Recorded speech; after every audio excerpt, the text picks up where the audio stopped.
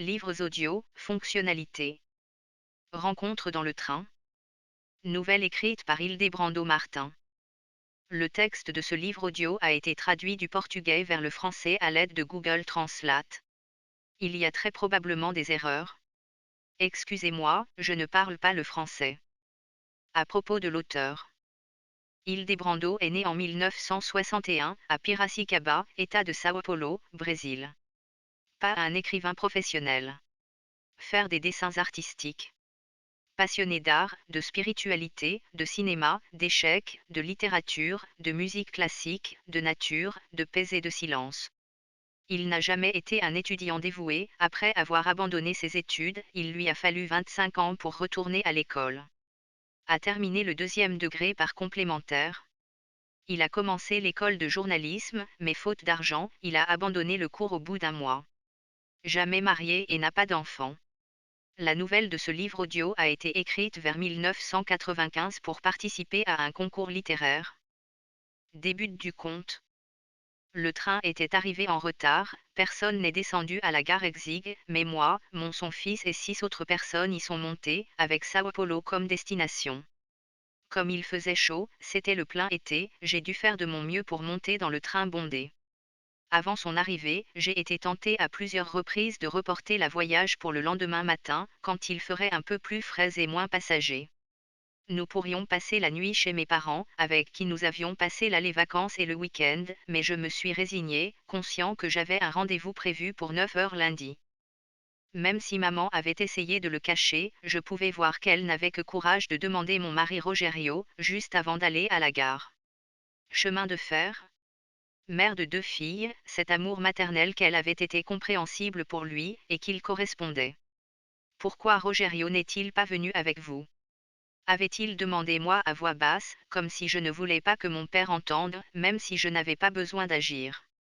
Comme ça ? Ce doux souvenir amena un imperceptible sourire sur mes lèvres, mais assez pour calmer la mauvaise humeur que je ressentais. Bien que séparés de Rogerio, nous avons maintenu une bonne amitié, être aussi aimé, il m'accompagnait dans ses visites chez mes parents. Pourtant cette fois prétendait être occupé par un nouveau projet publicitaire. Je n'ai aucune raison de douter de votre parole. Je ne sais pas exactement quand notre mariage s'est terminé, mon mari non plus. Je saurais dire quand il a cessé de m'aimer. Ce n'était peut-être pas une seule raison qui a causé la rupture, mais une série d'entre eux, où notre mariage était une erreur depuis le début. Quoi qu'il en soit, un jour, nous avons décidé qu'il était temps pour lui de chercher un appartement pour lui-même. En tout cas, un jour, nous avons décidé qu'il était temps pour lui de chercher un appartement pour lui-même. Distrait par un rayon de soleil, j'ai détourné le regard du livre que je lisais et j'ai commencé à observer mon fils Ronaldo, avec ses lunettes sur le bout du nez, le visage est resté sombre depuis que nous avons quitté la gare, était concentré sur un jeu d'échecs qu'il aimait porter dans la poche de son pantalon. Ronaldo est un adolescent de 16 ans, extraverti, intelligent, capable de faire se lier d'amitié avec n'importe qui en 5 minutes. Tes cheveux noirs tombent sur ton front comme attirés par le sourcil droit broussailleux, le nez crochu lui donnait un air plus viril, contrastant avec les lèvres fines, presque féminines, au bout du menton fin je remarque des restes de barbe. Au cours des 45 premières minutes du voyage, le siège devant nous était l'un des seuls deux sont restés inoccupés. Cependant, lorsque le train s'est arrêté à une gare, je me suis rendu aux salles de bain et, quand je suis revenu 4 minutes plus tard, j'ai trouvé Ronaldo en train de parler à un garçon inconnu. J'ai immédiatement arrêté mes pas, non pas parce que j'étais effrayée ou surprise, elle voulait juste mieux voir l'inconnu. Il portait une chemise bleu clair, dans la poche de laquelle il y avait un stylo, appuyé contre dans son gant, il tenait un livre relié, ses chaussures avaient l'air douces et bonne marque. Des sourcils épais et broussailleux jettent une ombre sur les yeux noirs, ce qui il clignotait à peine alors qu'il examinait attentivement mon fils, le visage rasé de près il a montré la mâchoire carrée, son front luisait de sueur. Apparu ne pas avoir plus de 23 ou 24 ans. Je n'ai porté qu'un petit sac. En me rapprochant des deux, j'ai vu une transformation qui m'a surpris, les yeux noirs implacables devinrent soudain doux et tendres en se détournant pour moi. Ronaldo, perspicace comme il est, a également remarqué la lueur fugace dans les yeux du garçon. Sans perdre de temps, il a pris soin de nous présenter. André s'est levé, il n'était pas très grand, il m'a tendu la main et le trait plaisir qui a atteint mes oreilles provenait d'une voix profonde qui montrait beaucoup de fermeté. Se montrant poli, il s'est vite excusé d'avoir parlé à Ronaldo sans ma permission, mais a plaidé non coupable parce que c'est mon fils qui a initié la conversation lui demandant s'il savait jouer aux échecs. Je vois que tu as bon goût pour la littérature. Continua-t-il sans me laisser le temps de dire quelque chose, et pointant vers le livre de Carlos Drummond que j'avais laissé sur le banc. Je lui rendis l'appareil en me référant au livre qu'il portait. Oh, oui. Le rouge et le noir, de Stendhal. Dit-il en baissant son yeux au livre, donnant ainsi un répit à mon corps qu'il dévorait effrontément. Mon livre préféré. Déjà lu? Je pense avoir répondu que j'aimais aussi le livre, mais je n'en suis pas sûr. Je me sentais perplexe, je ne pouvais pas croire qu'une femme de 40 ans comme moi, encore pourrait éveiller la libido d'un garçon.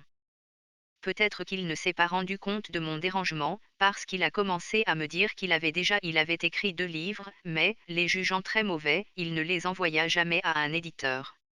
Et il a bavardé pendant encore 6 minutes, parlant de sa vie et principalement sur la littérature. Jusqu'à ce que Ronaldo, fatigué de ses bêtises, intervienne, s'est excusé et a rappelé à André qu'il avait accepté de jouer aux échecs. J'ai facilité la des choses disant que je devais finir de lire le livre de Drummond.